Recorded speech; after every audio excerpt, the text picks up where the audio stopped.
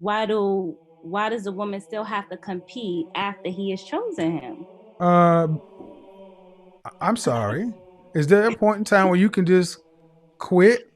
Well, I mean, first off, uh, that's really lazy. Enemy cream gobbler detected. Cream gobbler opinion rejected.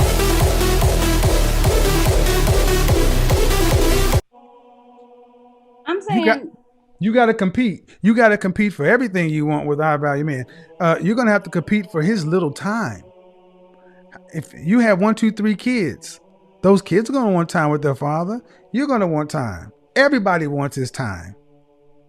even after he's chosen to give you his time,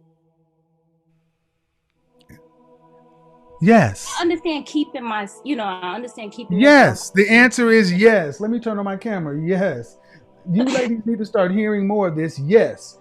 You have to still keep it tight. You still have to keep women out of your marital bed. According to the legends of the cheek-slaying prophets, he once said, a wedding ring is the most expensive and the world's smallest handcuffs that a man can ever put on himself, because the woman that you once married is never the same as the one you divorce. Let that sink in, because marriage for men is responsibility, but marriage for women is a retirement plan. You know what's really cool about marriage is that I can look like this and I'm 125% gonna get laid tonight. Nasty bitch. Back then, women used to get married for love, security, protection.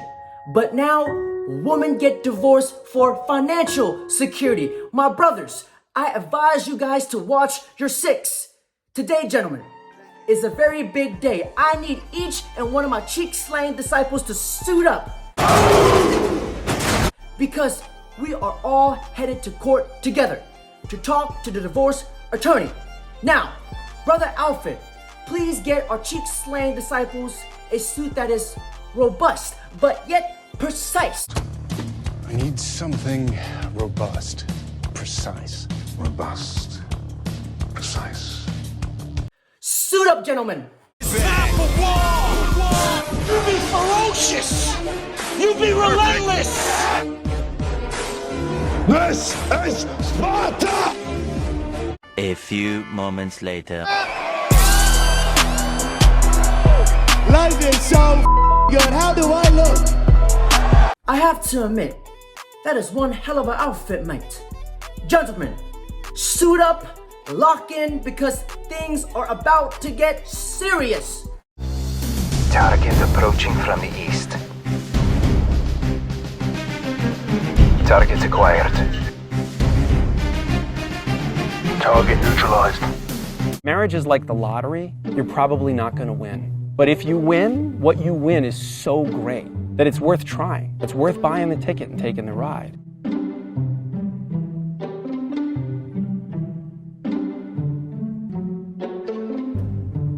You know, 53% of marriages end in divorce in New York State. So if I said to you there's a 53% chance that when you walk out the front door today, you're gonna get hit in the head with a bowling ball. Takes a moment. Here he goes with the approach. Oh! Straight in the schnoz. And let's see it again on the old instant replay. Oh, every inch. You would either stay inside or at a minimum you would wear a helmet.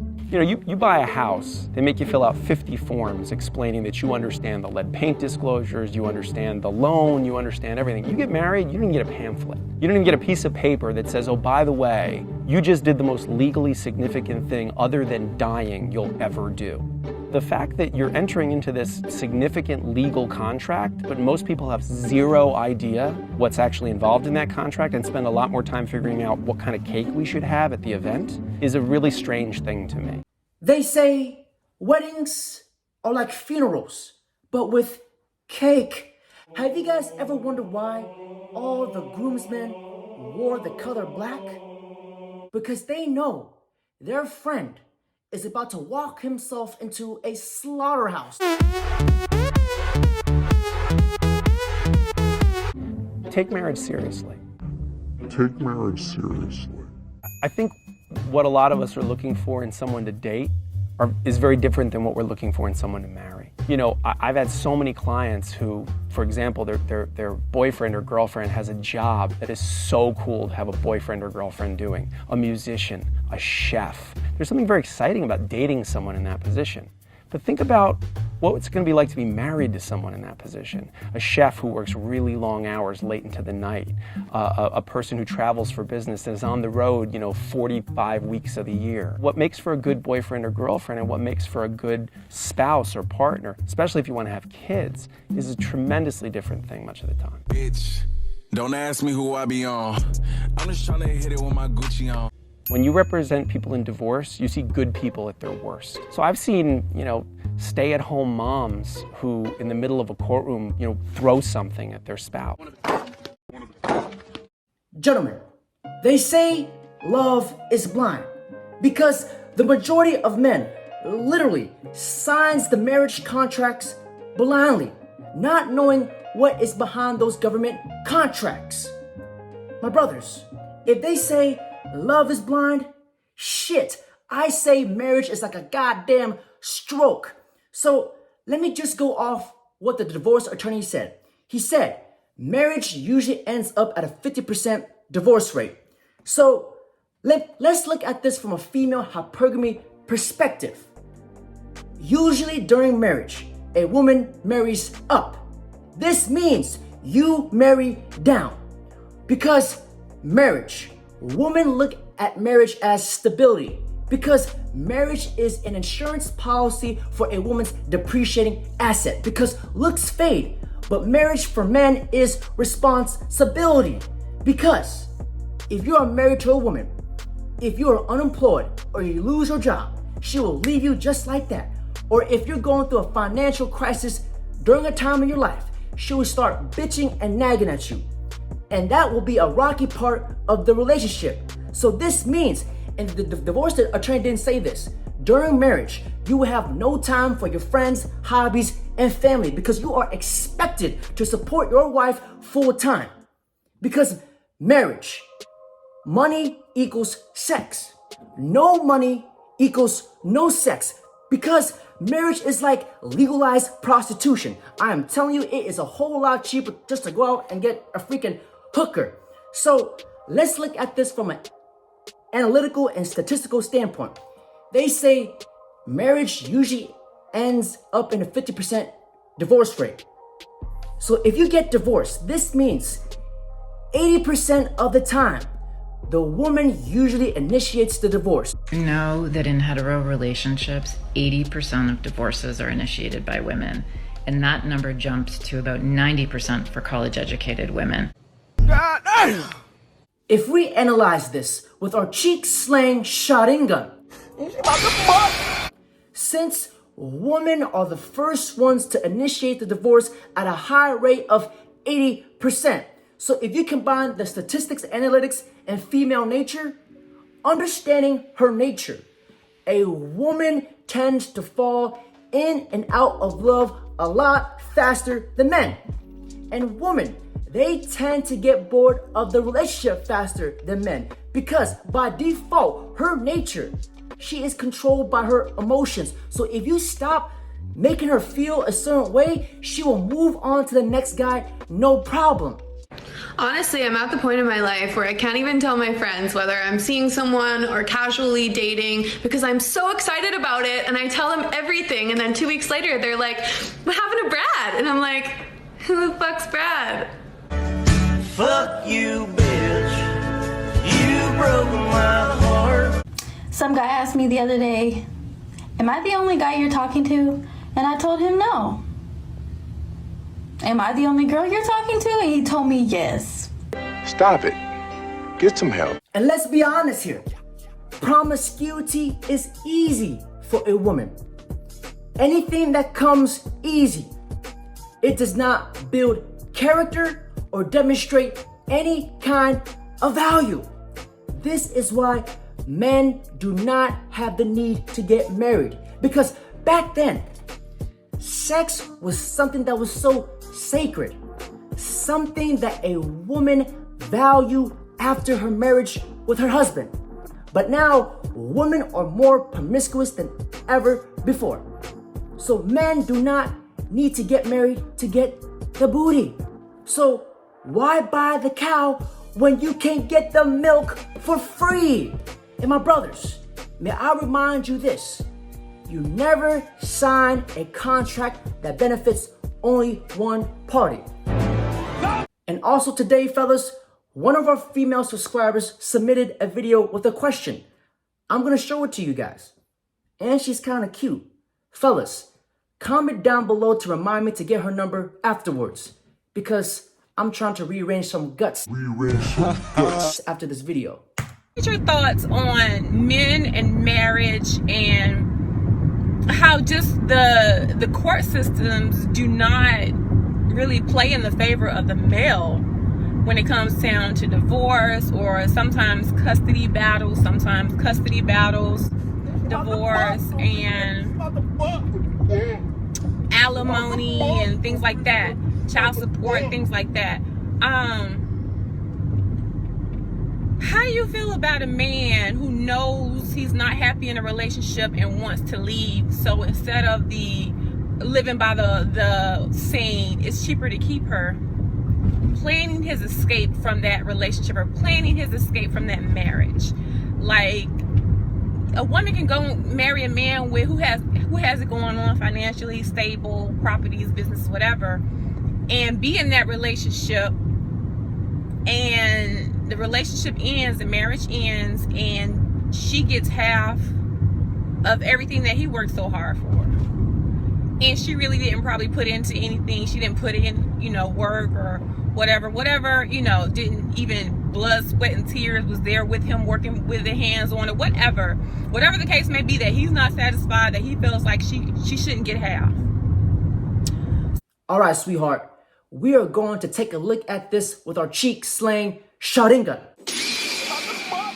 I need you guys to pay attention very carefully, because shit is about to get real. We're about to enter a whole different realm of conspiracy theories. So first of all, when a man and a woman comes together for marriage, they are signing a marriage binding contract. And that marriage license is run by the government. And what is the number one thing that the government is very good at? And the government only knows one thing: is taking money from me and you. So the government comes up with all these brilliant ideas to drag money from its citizens. So now that we got the government involved, let's combine this with female nature. This is the perfect recipe. So if you look at Western society, out of all the demographics, who is the number one spender in Western demographics? That is women. Women spend money as if money shot out of ass cheeks. They spend money as if money grew on trees, because if you look at the analytics here, though more than 75% of all Americans have at least one credit card, and the average person has a 3.7 with about $5,600 in outstanding balances, women are more likely than men to mishandle their accounts and run into larger debts as a consequence. And if you guys analyze this with your cheek slaying shotgun, who are the people who tends to invest their money? Who are the people who are willing to put countless amounts of hours and work for their money? Who is the demographic who is more responsible with their money? That will be men. Because men, we invest, we use our money to build and create things. And if you guys think about it, the top CEOs are men. And without men in society, society will not be running. So since men are the responsible group and women are the irresponsible group, this is the most mind-boggling and the most fucked up part. Since the government sees an imbalance, the government must find a way to transfer money from the responsible group to the irresponsible group. Because have you guys ever wondered why the courts never favored men? God damn! Have you guys ever wondered why the courts always favored women? Have you guys ever wondered why the courts are so biased against men that you have a less then 20% chance of seeing your children, and you have to pay alimony and child support. Fellas, am I the only one that thinks this? Did we just figure this out together, or have I just completely lost my fucking mind? Let me know, goddammit. Because us men, we are responsible for cleaning up after the cream gobblers, after she was out sucking multiple dicks, and now she wants to play the victim once she hits the wall, like this cream gobbler right here. I'm so sick of having to be the bad parent all the time because I'm the only parent. I don't want to be the one that always yells and who makes him sad and makes him cry. I wish I had the luxury of having someone here to just help me. Right? Wrong. And to help me carry this weight because I just want to be able to enjoy being a mom. Oh, I was young, I was dumb, I wasn't experienced, I was just out sucking some dicks. I want to be excited for it, not stressed out and irritable and just exhausted. She's strong and she's independent. I think she's got this. I feel like all I do is yell at him and I'm always irritable. Maybe not. I'm pulling and I get so mad so quickly and it's not his fault. And I don't know if I'm doing this right. I don't... Like, I want to feel bad, but I don't.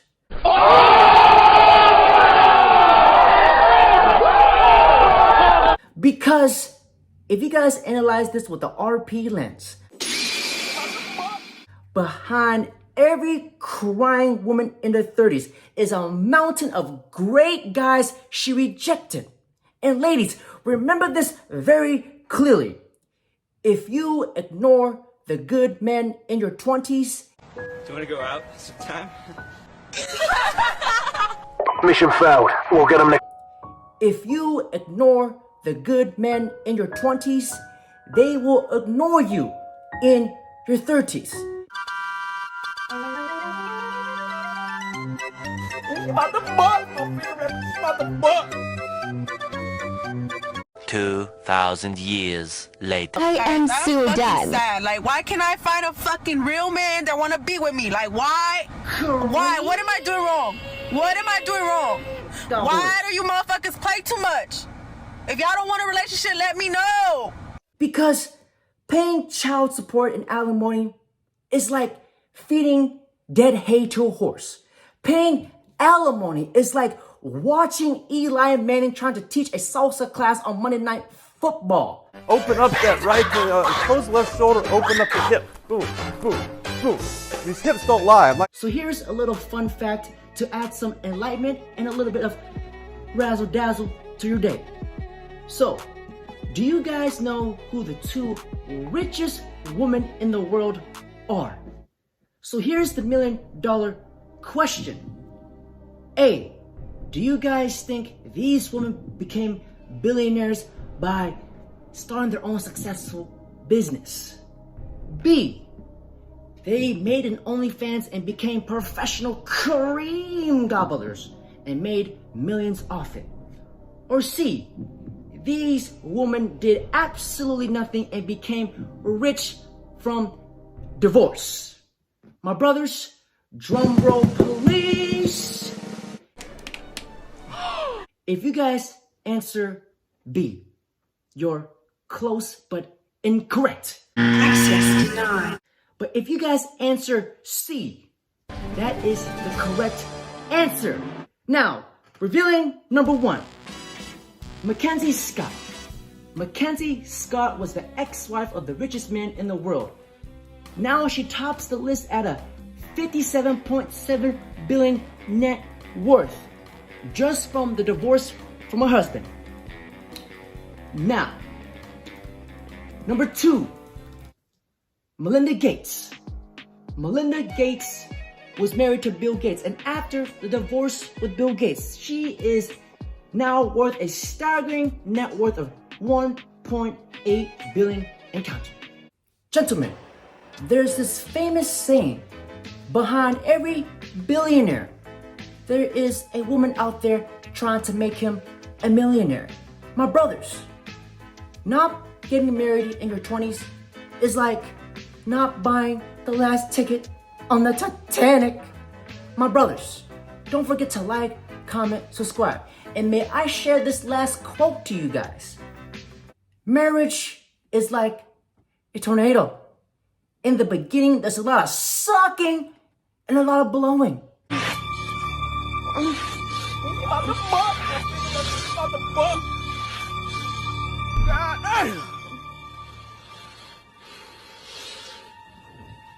Perfect. Perfect. Perfect. Perfect. And then your house is blown up into smithereens. Thankful for the women that I know. Can't go 50-50 with no hope.